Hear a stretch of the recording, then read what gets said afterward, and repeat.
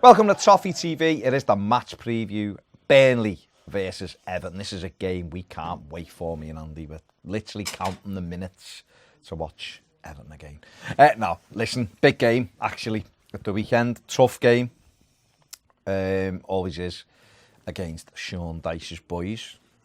I know Everton had a 5-1 victory there last Boxing Day, and it was very good. Very good, yeah. Last Boxing Day. But this one will be difficult, won't it? Yeah, they're back to playing something. They're not going to get 7th this season, but they're back to playing that sort of way they played that year. They got 7 because they haven't got European football. No more Joe Hart, of course. So it's going to be a difficult game, and obviously we know how we've struggled against the low block, and as I've called them before, they are the kings of the low block. That's what they specialise in, is defending. That's their first tactic, is to defend, and then obviously counter and get goals from set pieces. So yeah, it's going to be a tough game. We've got the better sides. It's just whether we can break them down. That's the key to the game, really, whether we can break them down. I think Marcus Silva probably has to work on the movement of the players. As we discussed, it's a major thing to sort of try and move Burnley around the pitch, because you're just going to have basically 4 defenders who never go forward, and the midfielders, 2 of them won't go forward. So you're basically going to be facing at all times at least six defenders, even on a counter-attack. So it's something we need to really... We need to start as we need to go on. So this is the game where Marcus Silva needs to say, this is how we're going to go break down teams going forward. And it's the perfect opponent for us to try it on, yeah. Hopefully we won't go with 2 defensive midfield players. I'm hoping that Andre Gomes is fit enough to play in this one. For about a week. Day to day. But I know that when he was asked last week before the City game, he said he's got no chance for City, but hopefully for next week. So I'm hoping, because regardless of what people think about Andre Gomes, he's our best midfield player in terms of recycling the ball. He can protect it. He's strong. He can go through the gears. He can break the lines when he does it very sporadically, which is mad, because when he was at Valencia, it was something he did regularly. I think Barcelona knocked that out of him, and I think he needs to get back to that. I think for Everton to get the best out of him, he has to be that midfielder that travels forward with the ball. And at the moment, I think we haven't got the makeup of our team. We basically have our 2 defensive midfield players holding hands on the halfway line. Well, they're past the back 4, aren't they? And then 30-yard gap before you hit Sigurdsson and Calvert-Lewin, or Sigurdsson and Keane, whoever it may be. I'm guessing it'll be Dom again. And there's just a chunk of the pitch that doesn't get used. And we've seen that against Sheffield United when they come to Goodison a couple of weeks ago. They came, and that middle bit of the pitch, their midfielders just doing whatever they wanted.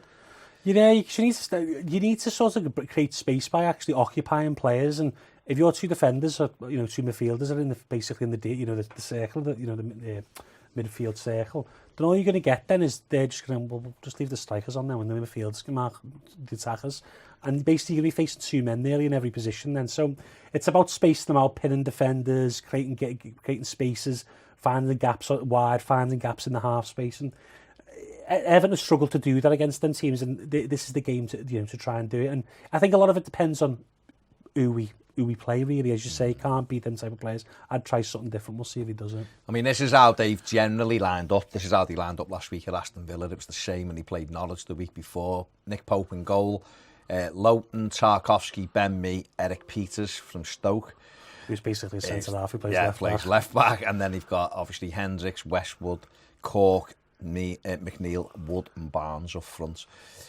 I know Barnes sometimes drops back in and makes it a 5 in midfield, so they are very difficult to play against. Obviously, Dwight McNeil's very... He's the standout in the sense that he's a bit different from what they've normally got. Yeah, he's a good dribbler, and the others are hard-working. No issue with that, good hard-working side. Difficult to play against, like you say. But they do sit with... I mean, when you're looking at that, they can obviously revert to almost a 4-3-3 of McNeil.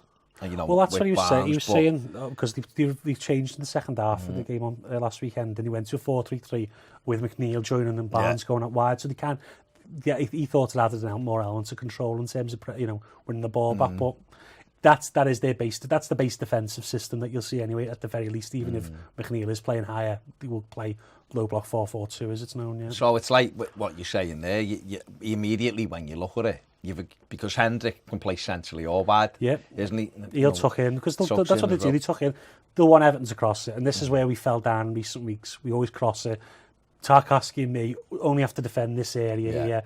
That's what they want. If you keep crossing it to them, obviously the quality of the cross is important, but if you just crossed it aimlessly, they'll eat off it all day, and that's what we need to avoid. We need to try and attack them differently.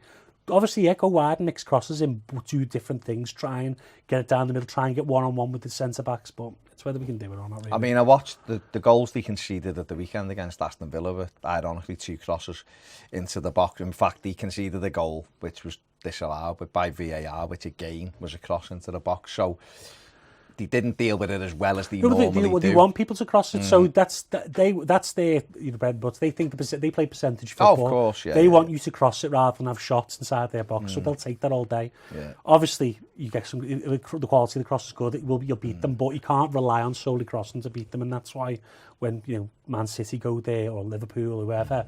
They space them out, they drag them out of position, they create gaps for the players to get in. And we've got the players to do it, it's just how we set up and how rigid we play really is the issue. I mean, the 2 goals they scored at the weekend, but 2 crosses as well, unsurprisingly. One from, I think, Ashley Barnes dug it out, I think, and Jay Rodriguez headed it in. And Chris Wood, who's been on good form for them, 3 goals in his last 2 games with a good header, good cross and a good header inside the 6-yard box, which you look at it and it's difficult to defend because he's such a big lad and you've got to make sure that he doesn't get a run on you. And so Mina and obviously Michael Keane are going to have to be on the top of their game this weekend. That should be their bread and butter though, because if you look at the early season, they dealt well with Benteke, Wesley we didn't deal too well, but them should be Droidini, they should be the type of strikers that they should be able to eat up all day because they want to be able to defend that. They're 2 stoppers, they want to be able to head the ball out. So in a sense, Burnley, if they cross a lot, will play into the hands. It's if McNeil and others can get into space and cause problems, that's where Everton are finding problems defensive when players can get in positions. Strangely, Man City scored a header, but whatever. But that was the quality of the cross. Hell of a cross. But it could be the gating teams. You could have a 0-0. But I think the way we need to do it is just mix it up and defensively. It's just as you say, set pieces is a big one because that's what they're going to feed off. They'll send obviously the 2 centre backs up as well. We need to be solved better from set pieces than we've been in the cup. It's creeping back in those problems from last season with the zonal marking. It is, but I mean, I thought Saturday they were fine. City didn't have that many. Everton didn't concede many free kicks at all. 4, I think, in the whole. No stupid fouls, which is mad, isn't it, really? one obviously ended up in the back of our net from Mahrez. But, saying about set pieces for Burnley, but the last 4 goals they've scored have all been open play, which have all been 4 crosses. Chris Wood got a brace the week before against Norwich from 2 crosses from the wide area, both from the left-hand side. So, you look at Burnley and you go, set pieces and all that, but because the 2 big lads in the middle, well, 3 if you include Jay Rodriguez when he comes on, you've got to just make sure you defend your box, particularly a lot of their goals are in the 6-yard box. You've got to defend that area properly. The goalkeeper, Jordan Pickford's got to be on his game this week in terms of, awareness, nothing stupid, just his awareness, talk to his defenders. I mean, from Everton's point of view, Alex Iwobi will be fully fit this week. He wasn't last week. Bernard, I'm guessing, will be back after illness as well. Luca Dean will be fully recovered from being ill as well. So Everton should have a little bit of freshness back. But the midfield is a key area for me. And I think a lot of our issues are because of our midfield makeup. And some people will agree and some people will disagree. But I think just the makeup of Schneidel, Delph and Sigurdsson, it's too slow in a Premier League that is dynamic. And I think Delph's fine. I think Delph's been good. I think he can play in... With the right partners, yeah. I think he can play in different midfield formations. I think he's okay. I think he can play as a 6. He can play as an 8. If you want to compartmentalise those kind of areas, I think he's just a midfielder who can get around the pitch. But I would have him as our deepest midfielder for me. Would you look at something, you watch this, people say they play a 4-3-3, but it's actually 4-1-4-1 in it. So you'd have basically one sitter who's sweeping up for the centre-backs and basically dropping to a back 3 when the ball goes to the pitch. That'd be Delph. You could play Iwobi and Sigurdsson ahead of him and have 2 wingers still on the pitch. I know that's completely outside Marco Silva's comfort zone, but against Burnley, they're not exactly going to be throwing 9 men forward. It's a couple of players get forward and obviously they cross from the box wide, but I don't know, I'd try something different to try and break them down. Have two attacking midfielders. Would that be your midfield the weekend? I'd probably play Tom Davis, if I'm honest, instead of Sigurdsson. Thought he'd done well. Yeah, probably. For me, I just want, Tom's, is going to be... You can stagger the midfield if you want. You could still play 4-3-3. I know that's not going to happen. He's going to play 4-2-3-1, but you can stagger it and have a Wobie as your 8 or 10, whatever you read. Then you have Tom Davis in box-to-box role, and Delph sitting, and realistically, and Tom Davis can get forward then, and he does. He gets into the box. That's what we're missing. What would you say about Sigurdsson then? Because a lot of people would say to you, well, hang on, he created 5 chances last week, which he did, but the caveat to that is 4 of the set pieces, 4 of the corners. That's Sigurdsson. He is very good from set pieces. There's no doubt in that, and he's okay in open play. Not scored a free kick for Everton. Yeah, he hasn't. No, what I'm just saying. And it's still surprising him, and haven't created something together, you know what I mean? Because he's picking them out, but it just doesn't seem to be going in. But with Sigurdsson, it's the movement and how you have to get into the game. With City, because they do attack, it opens pockets of space for him, and he does allow him to get involved in the game. Well, he still wasn't involved in the game enough for me. But with the Wobie, instead of Wobie won't sit on players, he'll be dropping between the lines all the time, and that's the difference we need in this game. You saw it in the Sheffield game when they played in Bernard. That combination, movements, because basically instead of standing there waiting for the ball to come back at the edge of the box to shoot, which is what Sigurdsson wants to do, Wobie's in the box, and making runs beyond, and we don't have that. And against Burnley, that type of movement will drag players with, and you create space for people to have shots. I'd take him out this week because you won't though. Because I look and I think. Last season he was almost undroppable because he was scoring goals regularly. Well, we've played 7 games, he hasn't scored a goal yet. And that started day 1 for me after a minute when he had that chance against Palace and he had the whole goal to it and he missed. He's just not playing well. And for me, regardless of whether you look at it and go, well, creative 5, well, and I'm not, with all due respect, anyone could take a corner and pick a player out. Well, that's my point about it. He's created. There was a chart went up that he's got the 3rd most chances created. He's got 9 in open play, 11. So most of them are from set pieces, over 50%. You look at Jack Grealish, people go, oh, Jack Grealish hasn't had a good season. He's created 17 chances from open play. He's a better open play creator than Gylfi Sigurdsson. That's just, and people go, oh, well, people didn't take shots and didn't chance. At the end of the day, Gylfi Sigurdsson's a good player, scores goals, but open play creativity isn't something that he's really good at. He's a good passer. He just doesn't get involved enough. Build of play is very important. Whether you're assisting or you're the 3rd or 4th pass from the goal, it doesn't matter. You need to be involved all the time. I think as well that, and I think this about Morgan Schneiderlin, to be honest, as well, is that in a specific role, they can play well. Yes. Morgan Schneiderlin had a decent game against City at the weekend. His pass completion was 92.5%. He won a lot of tackles. He was involved in the play, protecting. He offered nothing at the other way. So he done a job in a specific role in a specific game. I would still drop him this week. So he could have come off the pitch last week and I'd have gone, you played well there. You've done a decent job there. Not that he's not playing well. No. But this team and this makeup of this midfield doesn't suit. It doesn't suit. And the same applies to Gylfi Sigurdsson. I'd look at Gylfi and go, you're still a quality player. You're still part of this squad. And we need you at times. But the way we need to break some of these teams down, you don't fit the way we play. So therefore, come and sit here. If he gets on a roll with his banging goals in, you leave him in because you think, well, he might produce something. Well, that's exactly why he's still in the team, because but he's not at the moment. No, but we haven't got that abundance of goals. So I think Marco was hesitant to take him out. But you look at what's worked for Sigurdsson this season, the games that he has, I'd say above average games, because he's been middling really this season, is the games against Wolves, where Wolves got up the pitch, the full-backs, he got that space on the right. City, Pep praised him on Saturday, I think, because he said he was dangerous out on that right-hand side. And that works because the left-back Zinchenko plays high up the pitch, you see, because they wingers. If teams sit in, like against Sheffield United, it's ineffective. He can't do much. The space is cut off to him.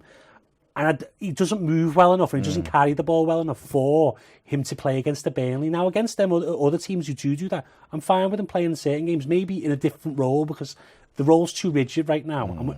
And it's not all his fault. It isn't his fault, because the ball... To make Sigurdsson work, you have to play different players than we play. Dominic Calvert-Lewin, him, apart from that one chance on last Saturday with Everton. Yeah, that was, to be fair, it was a great ball. Great ball. They don't really work together. You see, they hardly pass to each other. Dom doesn't make the runs that Sigurdsson needs. He passed to Dom twice on Saturday. Right, there you go. In the whole game. Whereas when Moise Keane plays, he stretches the play, which is what Sigurdsson needs someone to do. So if you're going to play Sigurdsson, play the players to get the best out of him. But saying that the week before, he passed to Moise Keane twice. Well, there you go.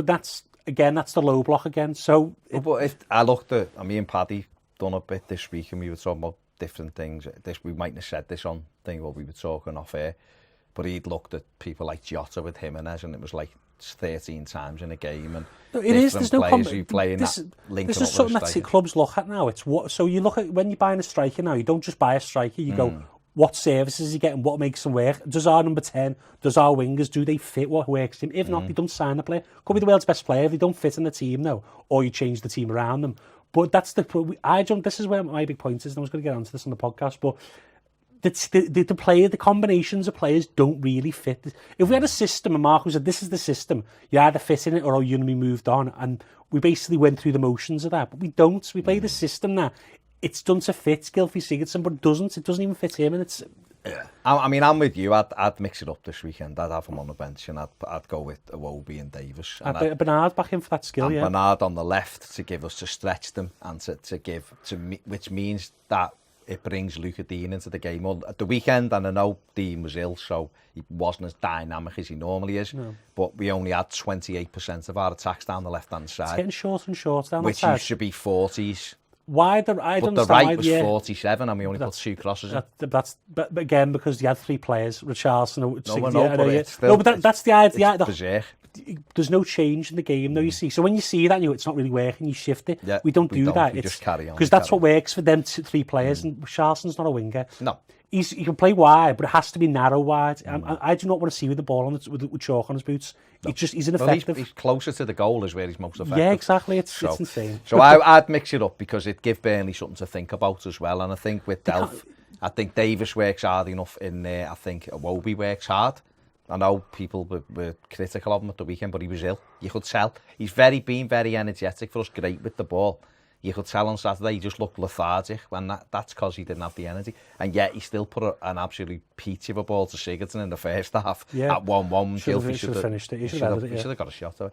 But I'd just mix it up because what we're doing at the moment's not working anyway. No. So, but back to Burnley, like we say, that they're going to be defensive minded first and foremost, no problem with that. And we are going to have to come up with different ways to affect it. If we're just going wide all the time to Luca Dean and hoping he can pick someone out. Is it going to be Dom, do you think? I think it'll be Dom. It'll be Dom. It's got to be Dom. It's got to be Dom because why? You can't take him. I think Moise Keane's going to be great. I do. Same, yeah. Loads of potential. I think he just needs to get him one-on-one with defenders. Yeah, I think you're getting him in, and I think he'll cause real issues for people. He's another one, get him closer to the goal, and he'll cause problems. But I think if you take Dominic Calvert-Lewin out at the moment, it's the wrong message. He scored 4 goals in his last 3 games. I've got no problem with Dom playing. It's just how we service him. I'm a big believer, and I said this before the Sheffield Wednesday, it's going to be interesting to see what Dom's like with different service. He scored 2 goals with his feet in that game. Why? The aimless crossing... Why? Because he had different players. This is what I mean. So I'd like to see him get more... I'm not saying he's not great with his feet. We all know this. Let's try. What about this? Cutting balls back. What about this for the weekend? Ball back?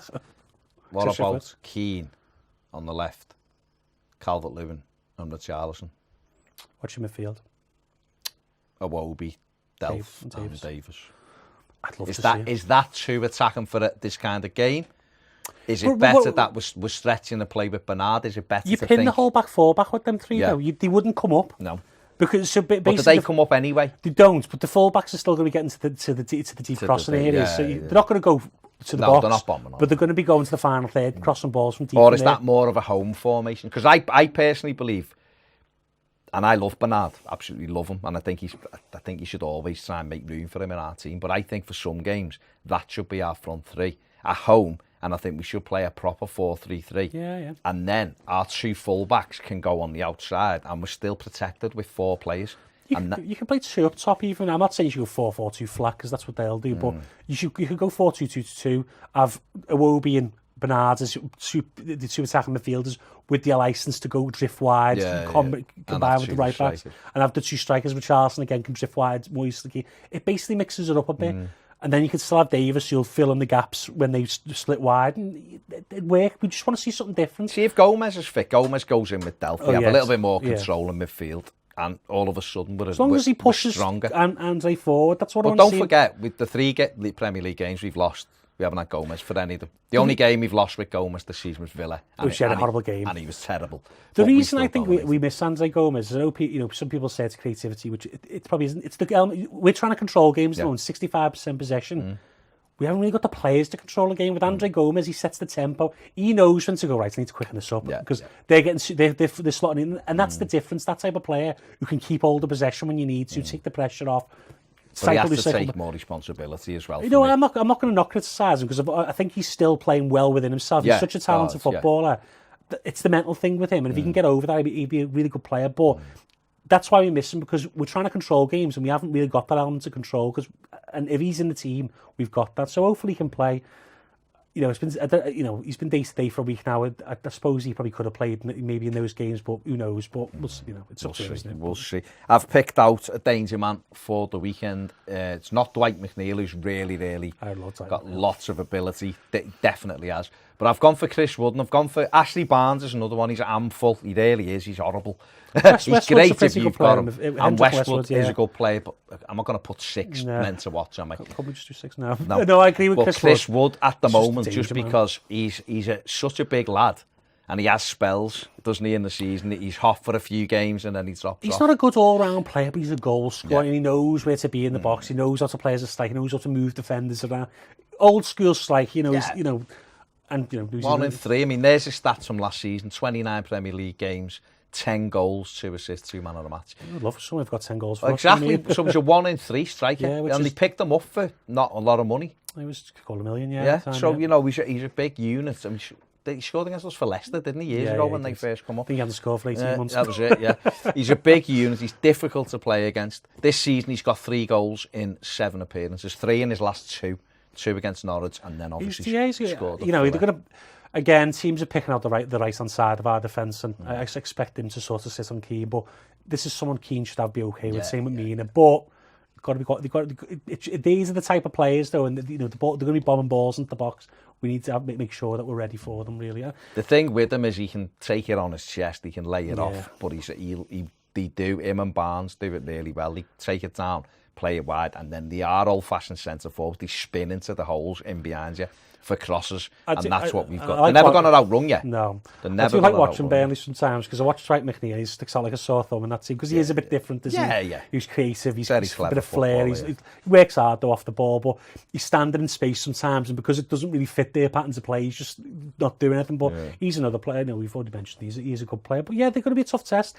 I still expect us to win. I'm not going to make a prediction, of course, but still expect us to win. I don't know whether I expect us to win, but I think we need to win, and I think we're more than capable of winning. That's why I expect us to win, because I just don't think we can go on a run like this. And don't be wrong, if we won one game, I'm not going to, we'll be over the moon, but I want to see some consistency. We need to start getting consistency, and you need to start it now, especially for Marco, because it's starting to drift away. Well, it is. I mean, if Everton, if Burnley were to win, and they're quite capable of beating us, no problem about that, then we'd have lost 5 of the last 6 games, and 5 out of 8 Premier League games where we've only played really Manchester City. I know you can say Wolves as well, who will probably be top half or thereabouts. But in general, we've only really played City, who you're expecting to be up there. The longer the run goes on, the more you're going to go, it's going to be a 7th or 8th season. That's because you're dropping too many, but it gets too long. It's like if we keep losing games, mate, people will be looking. There's certain people not too far away from me who are flapping about whether we're in the relegation battle or not. They need to get off the drugs to but people do get nervous, because what you do is, once you start losing games against teams you feel like you should be beaten, or at least getting points from, you start then looking at other games going, we can't beat anyone at the moment, so it doesn't matter if you put, I don't know, Lowestoft Town with an injury crisis in front of Everton, you'd be worried about the game. Yeah, well, Sheffield Wednesday, people were flapping themselves over that, but we didn't play that well all over. We played well enough. We started well, didn't we? We tailed off. We need to, a complete performance. I know we played best on Saturday. There was some circumstances, but you can take. Did we? I said this to Paddy just before we finished. Did we play better, or did we? I'm trying to be positive. I'm going to be honest. We expected. What we did was we were better. We were better than we were against Sheffield United, but I just thought we worked harder. And because they allowed us to have the ball, we were able to create things. I don't like to say it, but Saturday's the one for me. Well, This is the Man one. City, if you beat Man City or you draw Man City, you go, that's a point gained. You know, Yeah. when you lose to these teams, it's definitely, and obviously you are losing 3 points, but it is likely because we need to beat these teams consistently. When you want to go for top 4, top 6 trophies, you need to be beating teams that are worse than you consistently. And we're not until we start doing that. The dreams are the top 6 over here. They stay dreams. We start beating these teams. We've done the double over them last year. It will be difficult. They've beat us a few times at Burnley over the years. It'll be a tough game, but we've got to go out, man up, roll our sleeves up, and get involved in that battle straight from the off. Win your battles. That's another thing. And you can't do this thing where even if we go goal, we switch off and let them start taking, because that's what Everton have been like this season. And then when they score, we'll be like, then they start again. We need to kill this game quite quick. When we beat them on Boxing Day, we scored after 3 minutes. We kicked off and we're on it immediately. We scored. We were 3-0 up after half an hour. Exactly. The game you need to put the game away, because the longer it goes, the more and more we get desperate. And you'll throw a second striker on, and we'll just play the players that we need to. The first half's very important in this game. There you go. We've got more out of that than I thought we were going to. It's going to be a difficult game, of course. Let us know what you think in the comments section below. Is this a game Marco Silva has to win? Is it a game that, are you confident or are you a bit nervous? Burnley fans, if you're watching this, are you looking at this and thinking, it's easy 3 points this weekend? Why wouldn't you? Burnley. You would, at home game, you'd be expecting to win. But from our perspective, it's an Everton perspective, this is a game we need to win, and we really, with the money we spent, we should be winning. I know it doesn't always work like that, but Everton have got to start winning football matches very soon. Otherwise, the manager is going to have a problem. I like him, and I want him to get it right, but if we don't start winning games, someone takes the buck stops with someone. And unfortunately, Brand's job's on the line as well. You know what I mean? Brand's, Well, I don't think his job's on the line. No, but you understand his reputation. But in the sense that he's not going to let it slip and go, I'm building this side, I need someone to... He spent money, you need someone to make your project work, and if he's not the man to do it. Come on, Marco. Do something different. Get these players up for it and let's get the win. Fingers crossed. Big thanks to Andy. If you haven't subscribed, please do so. Big thanks as well, because I'm thinking about other things now. Give this video a thumbs up and get over and join us on Patreon if you want more videos. Thanks for watching. See you later. Ta-ta.